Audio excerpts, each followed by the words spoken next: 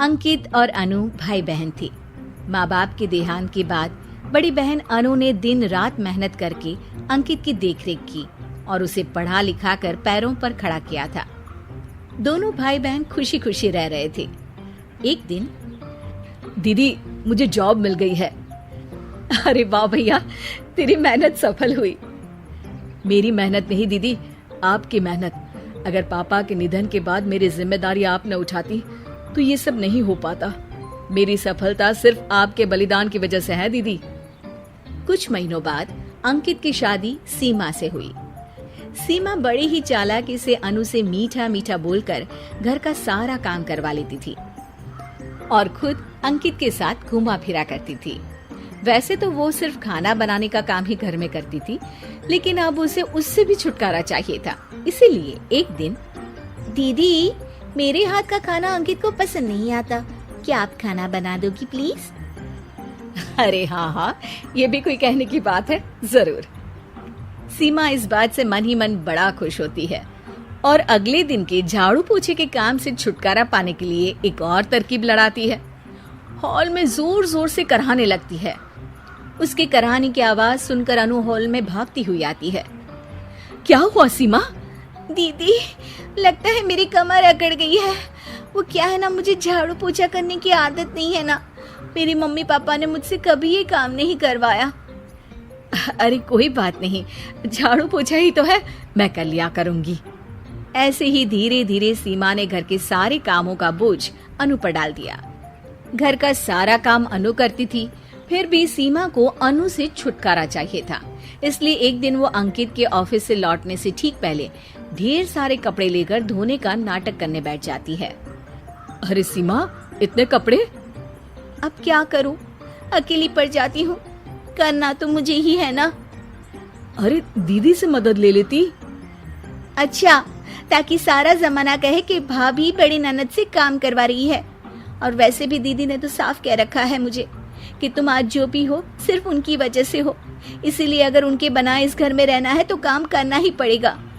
ये सब सुनकर अंकित को बहुत गुस्सा आ गया। उसने अनु को बुलाकर कहा, दीदी ये घर पापा ने बनाया था और इसमें मेरा भी हिस्सा है और मुझे वो चाहिए। ये सुनकर अनु को बुरा तो लगता है, मगर वो दूसरे ही दिन घर का बंटवारा करने के लिए वकील के पास चली जाती है। वहां से लौटते हुए अनु का एक्सीडेंट हो जाता है, जिससे वो दोनों पैरों से अपंग हो जाती है। अब मजबूरन उसकी पूरी देखरेख सीमा को करनी पड़ती है।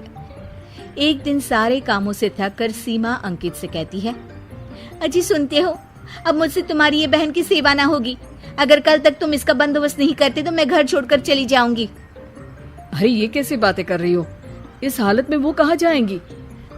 मैं कुछ नहीं जानती, बस कल ये इस घर में मुझे दिखनी नहीं चाहिए। अंकित अपनी बीवी की जिद के आगे हार मान लेता है और अनु को शेल्टर होम में छोड़ आता है। 3 महीने बाद, अजी सुनते हो, ये आपके लिए एक पार्सल आया है, ये लीजिए। अरे इसमें तो घड़ी है और एक चिट्ठी भी है। दिखाइए तो। अरे वाह, बड़ी ही सुंदर घड़ी है, लेकिन ये आपको भेजी किसने? पता नहीं, शायद चिट्ठी में कुछ लिखा हो। आशा करती हूँ ये घड़ी तुम्हें पसंद आएगी। रक्षाबंधन की बहुत शुभकामनाएं, तुम्हारी दीदी अनु। चिट्ठी पढ़कर अंकित की आंखें भर आती है। मैं दीदी को लेने जा रहा हूँ सीमा। अरे घड़ी भेज तो दी उन्होंने, अब क्यों जाना उनके पास? देखा सीमा, दीदी हमसे दूर जाकर भी हमारे बारे में ही सोचती है, और एक हम है जो उनकी सेवा से बचने के लिए उन्हें शेल्टर होम छोड़ा है। तुम्हारी बातों में आकर मुझसे ये क्या पाप हो गया? मैं जा रहा हूँ दीदी को लेने, और जब मैं वापस आऊं तो तुम मुझे हमारे घर में मत दिखना। इतना कहकर अंकित अनु को लेने निकल जाता है। वहां पहुंचकर, दीदी मुझे माफ कर दो, मैं तुम्हें लेने आया हूँ। भाई आज तो राखी है, आज तो मैं मना कर भी नहीं सकती। दोनों घर पहुंचते हैं। अरे सीमा, तुम अभी तक यहीं हो? निकल जाओ इस घर से।